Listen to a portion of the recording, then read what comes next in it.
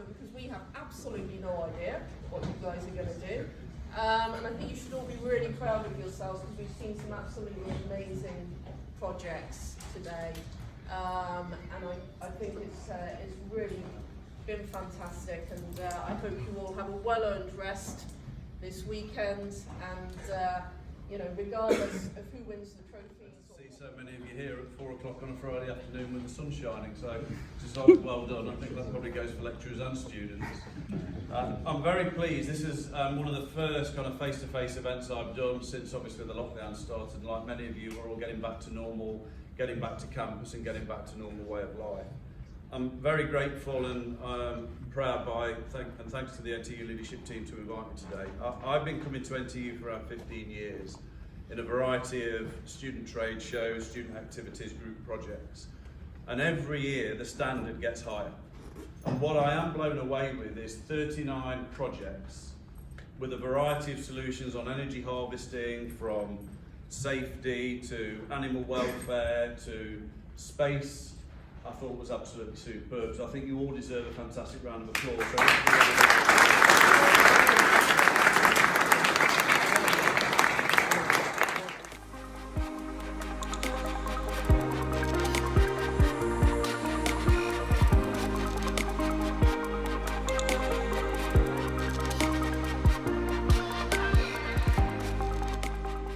It's a challenge for everyone. It's a challenge for all the students, of course, that's what it's about. But it's also a challenge for staff. And at the end of these few weeks, absolutely everyone in the room here knows a lot more about energy harvesting, the practicalities of it, some of the options with it, the possibilities, what the real challenges are in that area. And that's something that everyone in the room can take forward. And I see that as being one of the real key things of why we choose these topics when it comes to Grand Challenge, because it's, you know, we look at challenging problems in the world, and what we want to do is just to know something about it that's much more informed. We know the practicalities of it, and I think that's what's really, really valuable this year, and we know you will have seen that across everyone. So before I go on to talk about the specific groups, what I'd like to do is, if we could just show our appreciation, particularly to the technical team and also to all of your non-execs.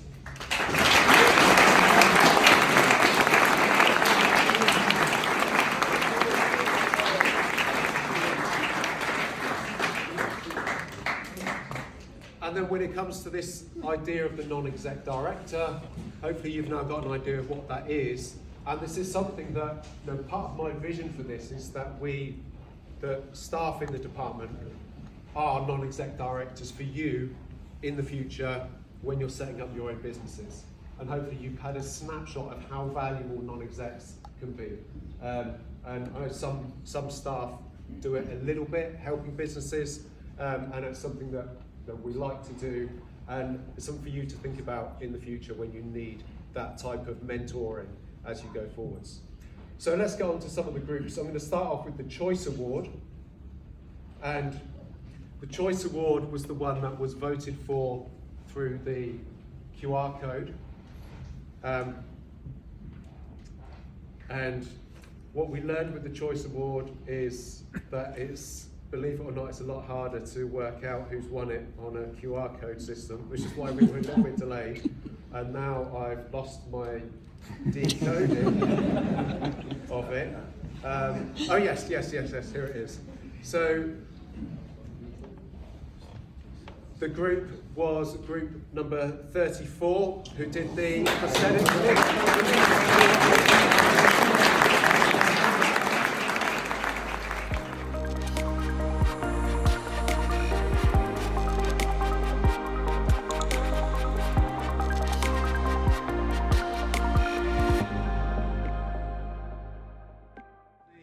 final award, which of course I think is the most important award because it's the academic award, although of course that isn't true, it's all things are important in different ways.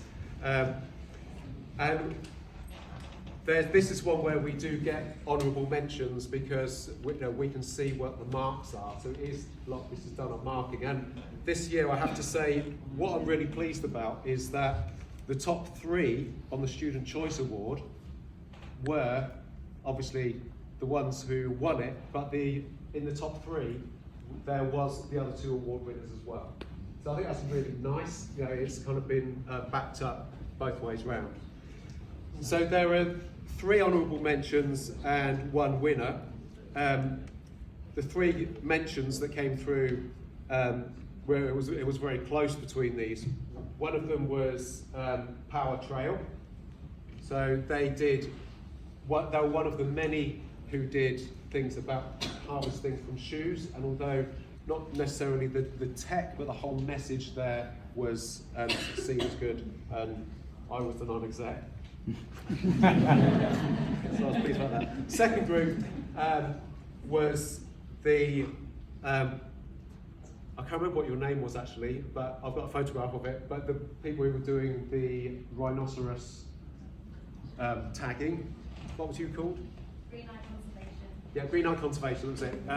And that was a really nice idea. It was really fresh, and it covered this fundamental problem of getting low amounts of power, but to a place that is really difficult to send power. You cannot give a rhinoceros an extension lead so that you can track it. So that was a really nice idea, and all of that came together in a really nice way. It was a good blend of lots of different elements, and that was what stood out on that.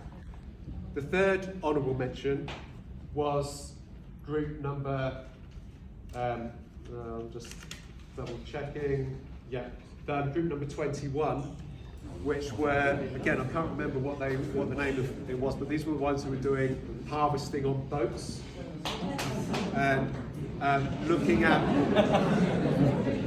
harvesting, effectively it's harvesting wave energy in a practical way for keeping health systems on board on the boats. So those were 3 that were honourable mentions.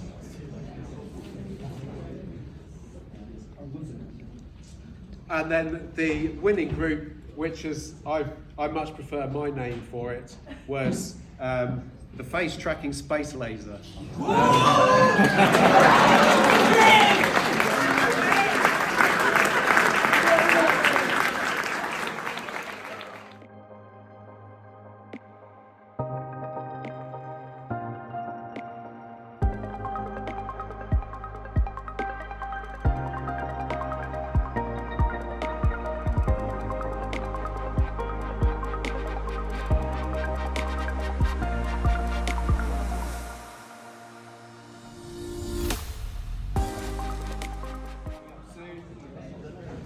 At the end of the year, those of you who have done Grand Challenge twice, I hope you've enjoyed it. We've had different experiences and learned a lot. And obviously, good luck in the exams, but I hope next year you'll be able to take what you've learned in these and take it forward. So those of you who are just done it for the first time, so at the end of the first year, you can take what you've learned this year when we do it all again in 12 months' time. And so, thanks everyone, thanks for the organisers, and I'll see you next time.